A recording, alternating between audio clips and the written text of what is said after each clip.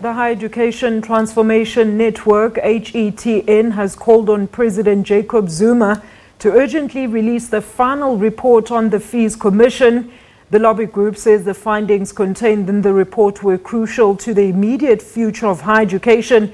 And for more on that story, we're now joined from our Pretoria studios by Dr Reginald Legoabe from the Higher Education Transformation Network. Doctor, a very good morning to you. Thank you so much for joining us. Why is the report still under wraps?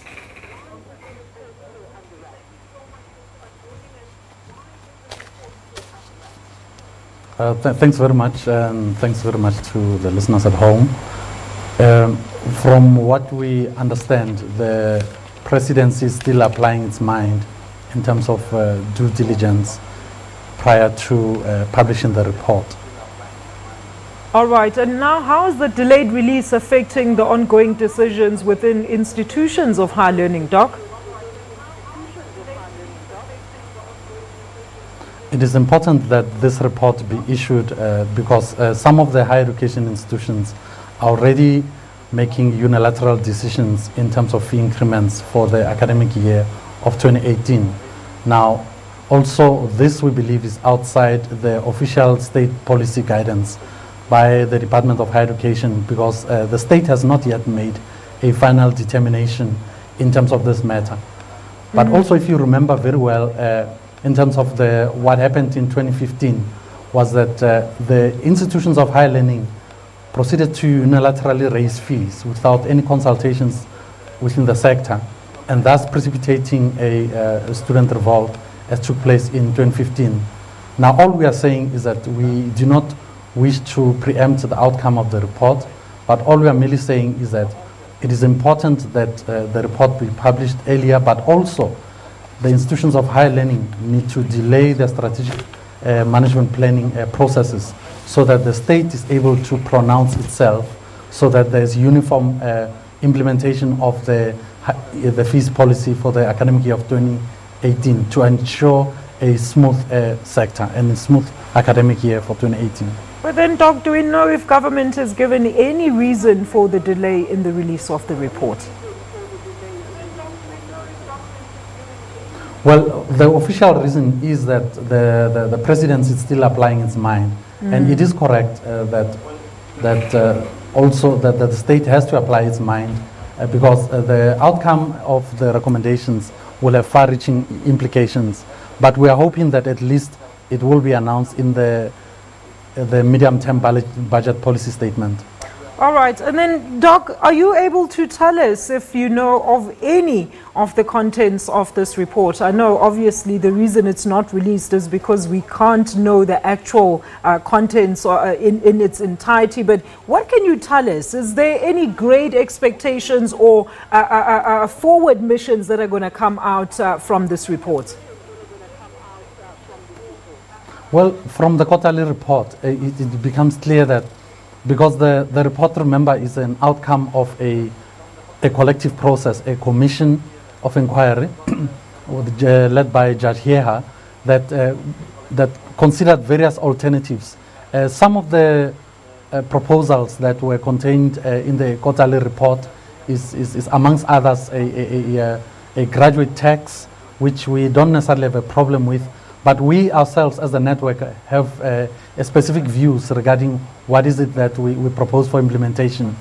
For example, we unfortunately were not allowed the opportunity to present to the commission, but however we did indicate that there is a need to increase the skills development levy by 1%, which will be towards the ring fencing, which will be towards the recapitalization of the National Student Financial Aid Scheme.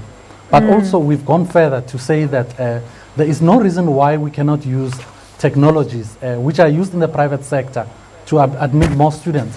For example, in the private sector there is a university e-degree, a private institution that utilizes technology, but also the telematics technology, where a lecturer is able to deliver a course from a controlled studio to a group of learners who are sitting in a community hall, somewhere in a tent. And we do not see why these technologies cannot be unleashed because most universities have got the technology. The University of Pretoria has got the technology, UNISA, Northwest University, and the University of Stellenbosch. So it is not something that is impossible to implement as part of the cost-cutting measures to increase access. All right. And Doctor, before I let you go, I mean, as you rightfully mentioned that we're almost at the end of the 2017 academic year.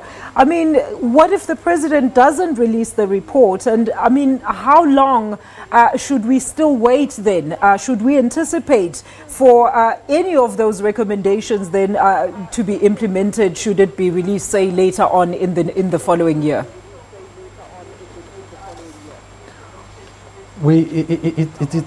Definitely the state will announce the report. It's only a matter of when. But what is important is, whilst the state is applying its mind, that the responsibility is upon higher education managers, the vice chancellors and the respective councils, to make sure that they avoid the implosion of the sector as took place in 2015 by making sure that they delay the finalization of their strategic management processes.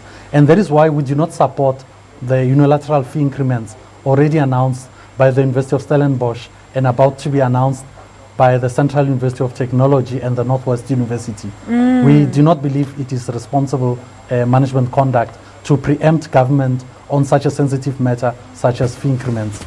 All right. And Doc, I mean, we do know that there has been reports that the students from universities have actually threatened strike action and a complete shutdown if the report is not released. I mean, can we afford another shutdown at our universities at such a crucial time for our economy? It is very true that the country can ill afford another disruption, especially in terms of the type of damage to infrastructure that took place in 2015.